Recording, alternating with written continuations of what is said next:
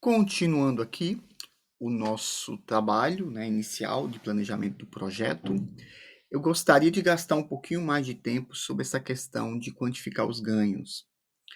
Por que, gente, a gente tem que fazer isso? Porque essa é a principal razão que justifica a realização de um projeto.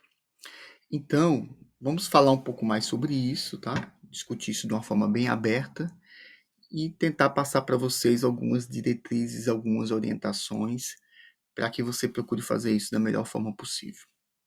Bom, nós sabemos que temos vários tipos de ganhos. Um deles são os ganhos tangíveis. Que são o que, gente?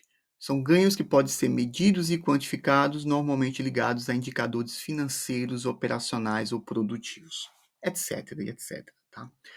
Pessoal, já digo logo de cara, preferencialmente façam projetos com ganhos tangíveis. Tá? Por quê, gente? Quando você coloca um número lá, e esse número é validado e reconhecido pela organização, você estabeleceu uma linha de base, e essa base vai ser a referência do seu projeto, onde, a partir do momento que você mostrou esse número, você vai ter o compromisso de tentar atingir esse objetivo. Então, você vai estar prometendo isso para as pessoas, para a organização. A parte boa é que você vai ter mais adesão. Quando você colocar um ganho, você tem que ter feito todo um planejamento, tá, gente? Todo um estudo para chegar nesse plano. No gerenciamento de boas práticas, eu vou falar mais sobre isso. Mas, se você colocou um número, ótimo. Agora você vai ter que atingir, certo? E aí, gente, precisa ser necessariamente grana. Veja o que a empresa está precisando. Veja qual é o objetivo do ano. Às vezes o objetivo do ano não é redução de custo. Às vezes o objetivo do ano é qualidade. Às vezes o objetivo do ano é segurança. Eu não sei. Cada empresa tem um padrão, tá certo? Às vezes o objetivo da empresa é imagem, melhorar a imagem da empresa porque houve algum problema grave e agora tem que focar nisso completamente. Eu não sei, tá certo? Mas como regra geral, os indicadores quantitativos acabam estando relacionados com grana, indicadores operacionais, né, ou produtivos, tá? Que envolve também indicadores da qualidade e tudo mais, tá? Exemplo, gente, redução de defeito de peças, redução de retrabalho, tá? Você está tendo uma economia de tantos mil por ano. Outro ponto interessante, gente, tudo que você for quantificar, procure quantificar anualmente. Por quê?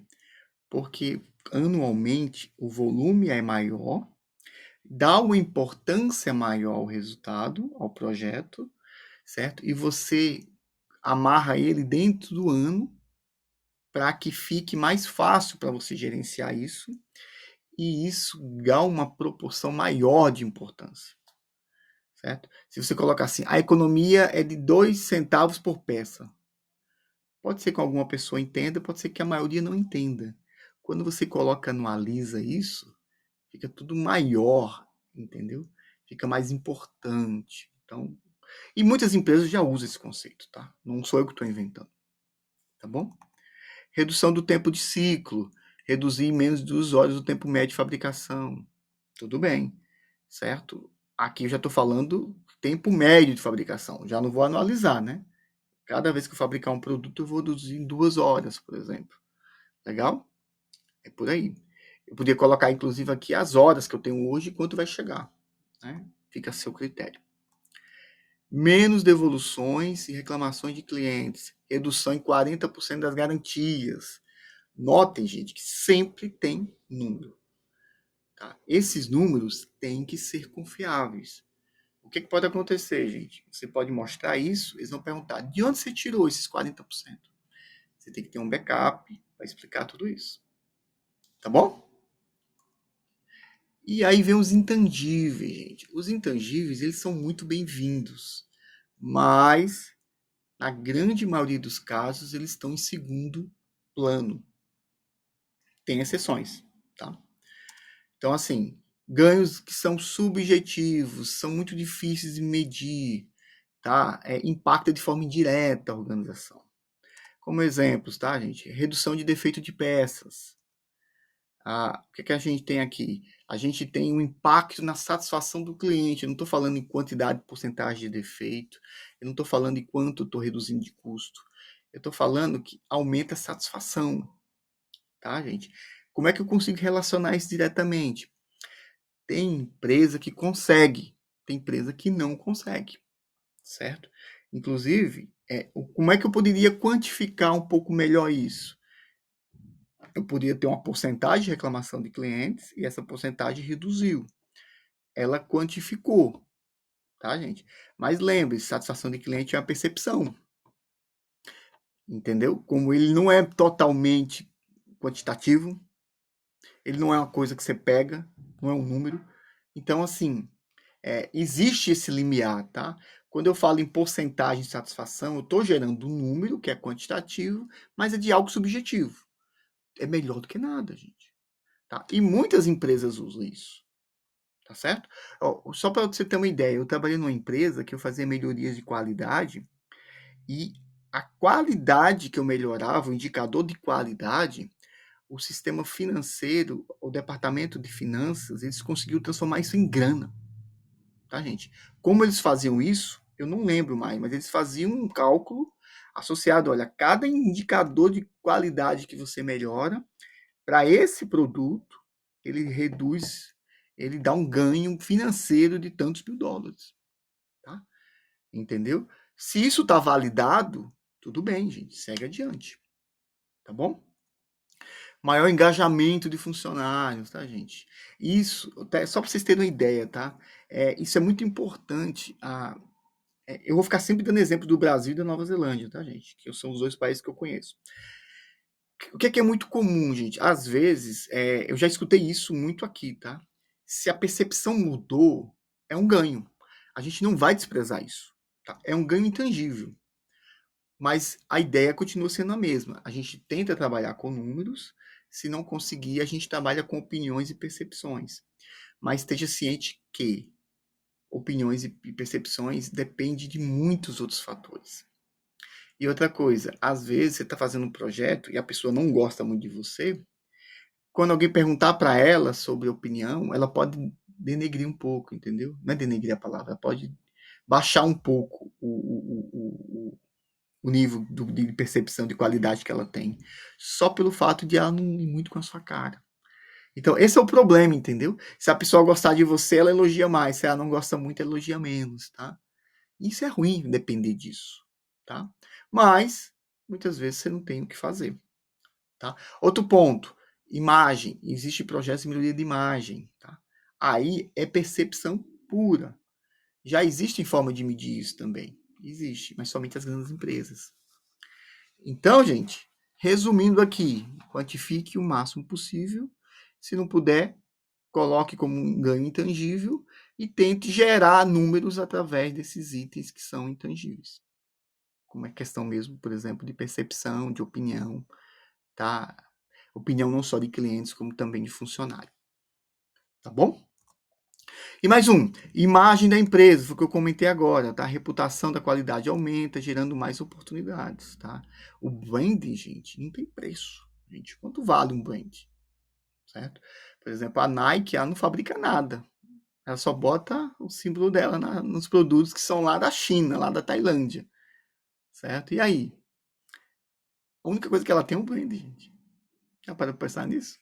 Ela não tem fábrica. Tá, gente? Essa é a última informação que eu obtive sobre a Nike, tá? Não sei se está atualizado. Legal, gente? E aí o que acontece? Nós temos alguns exemplos aqui, né? Exemplo administrativo, tá? Eu dei o exemplo lá operacional, estou dando administrativo, tá? Otimização do processo de aprovação de documentos. Ganhos tangíveis. Redução de 40% do tempo médio de aprovação, de 10 para 6 dias. Ótimo. É assim que tem que ser. É assim o ideal. Redução de 20% do retrabalho causado por preenchimento incorreto. Tá, gente? Economia de 100 mil por ano, reduzir os papel e impressão. Nossa, tem que ser uma empresa gigantesca, hein? Para economizar 100 mil. Tá, gente? E ganhos intangíveis. Maior satisfação dos funcionários, tá? Melhoria na experiência do cliente, que recebe documentos aprovados mais rapidamente, tá? Mas é user experience, tá? Aumento da transparência no processo, reduzindo dúvidas e reclamações. Então, gente, o que acontece? Por que é tão difícil quantificar? Porque envolve energia. A empresa, alguém tem que medir esses números. Ou os sistemas têm que fornecer para você. A grande qualidade, a grande vantagem que a gente tem hoje é que os sistemas estão cada vez mais otimizados e mais fáceis de usar. E hoje, a questão de dados, de dados em geral, está aumentando cada vez mais. Então, está ficando cada vez mais fácil obter as informações, principalmente de forma automática. Então, ele é muito bem-vindo. E isso tende a crescer cada vez mais. Tá bom? E aí, gente, aqui eu vou fazer só um resumo do que a gente falou, tá? Como exemplo. Tempo médio de atendimento ao cliente do suporte técnico está acima do esperado, levando reclamações. Beleza. Esse é um exemplo de um problema, tá? Contexto. A equipe recebe um alto volume de chamadas diariamente e não há um procedimento padronizado, gerando inconsistências. Ele já detalhou um pouco mais, tá? Ele não está dizendo aqui que o problema é só o procedimento, tá, gente? Tá? Mas ele já colocou algum probleminha aqui. Impacto. O aumento no tempo de atendimento levou a um crescimento de 15% nas reclamações e 10% na taxa de cancelamento. Tá, gente? Números. Tá? Evidência, de onde veio, gente? Importantíssimo. Relatório, aí você pode colocar o print do relatório, tá, gente? O print de um documento oficial da empresa. Isso chama muito atenção. Relatórios indicam que o tempo médio subiu de 5 para 9 minutos nos últimos 6 meses, enquanto as reclamações relacionadas ao tempo de espera aumentam 20, tá, gente? Não leve muito a sério aos números aqui, tá, gente? Só coloquei exemplos aleatórios. Entendeu, meu amigo, minha amiga, como funciona? Contextualize, coloque isso numa roupagem. E por que é importante fazer isso, gente? Você precisa convencer as pessoas que o seu projeto é importante. Se você for muito seco, dizer assim, o problema é a falta de peça na linha. Aí sabe o que vai acontecer? O cara que está do outro lado vai perguntar, sim, mas quantas peças? Acontece quando isso? Acontece em todos os turnos? Quanto é que isso custa? Tá? Qual é o impacto que isso tem? Tá? Me mostra alguma evidência. Então, pessoal, ao invés de você esperar que eles te perguntem, e eles já vão perguntar de forma insatisfeita, porque eles vão esperar que você já tenha isso em mãos, você já entrega o que eles precisam saber. Entendeu? É para isso, você tem que ter uma roupagem. E eu vou falar muito sobre isso nos projetos de melhoria, tá? Imagem importa sim. Se você não colocar todo o seu projeto numa roupagem boa, você vai ter mais dificuldade de convencer as pessoas. É aquela velha história, gente. Chega um vendedor todo mal arrumado para tentar vender algo para você. Você já tem uma tendência a não querer. Chega um vendedor com barba feita, cabelo alinhado, roupa bonita, todo educado. Há uma tendência maior em você dar atenção. É a vida, gente. É assim que funciona. Tá bom? Ok, pessoal? Show de bola. A gente continua daqui a pouquinho. Tchau, tchau.